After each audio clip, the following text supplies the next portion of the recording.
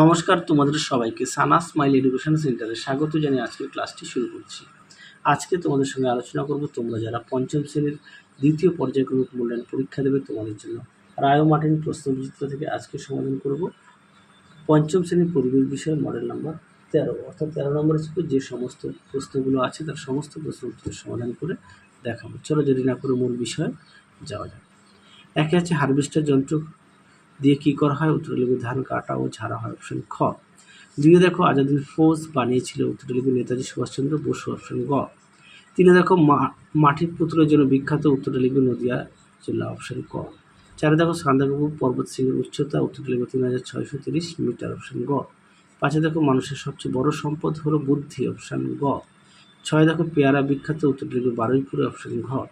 পরবর্তী দেখো শূন্যস্থান পূরণ কী আছে। একে জওহরলাল নেহরু ছিলেন স্বাধীন ভারতের প্রথম প্রধানমন্ত্রী। দুই দেখো একটি অর্থকারী পোকা হলো রেশম কীট। তিনে দেখো চ্যাং মাছ লেজে ভর দিয়ে লাফাতে পারে। চারে দেখো বক্সা অরণ্য প্রবেশদ্বার হলো আলিপুর দুয়ার। পাঁচে দেখো বঙ্গভঙ্গ আন্দোলন হয়েছিল 1905 সালে। ছয় দেখো বাঁশের খেলা তৈরি করেছিলেন তিতুমির। পরবর্তী প্রশ্ন দেখো কী আছে। ম্যানগ্রোভ জাতীয় উদ্ভিদ, এটা হবে গ সুন্দরবন। কুলিক পাখিরালয় হবে ঘ রায়গঞ্জ। শিশু দিবস খ জওহরলাল নেহরু জন্মদিন। রেলের ইঞ্জিন, এটা হবে পশ্চিম বর্ধমান। পরবর্তী প্রশ্ন দেখো কী আছে।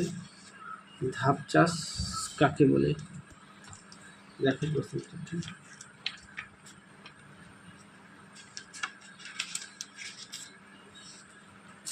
দেখো উত্তরটি তোমরা এখান থেকে অবধি লিখবে।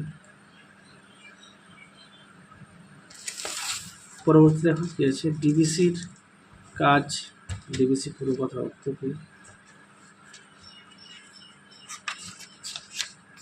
দেখো ডিভিসি এখান থেকে এই পর্যন্ত লিখবে। পরবর্তী দেখো নিত্যবাহ নদী কাকে বলে, দেখো প্রশ্ন উত্তর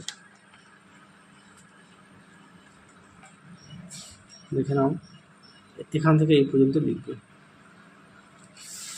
পরবর্তী দেখো সত্য মিথ্যা, এক দিকেরটা হবে সত্য, দুই একটা হবে মিথ্যা, তিন একটা হবে সত্য, চার একটা হবে সত্য।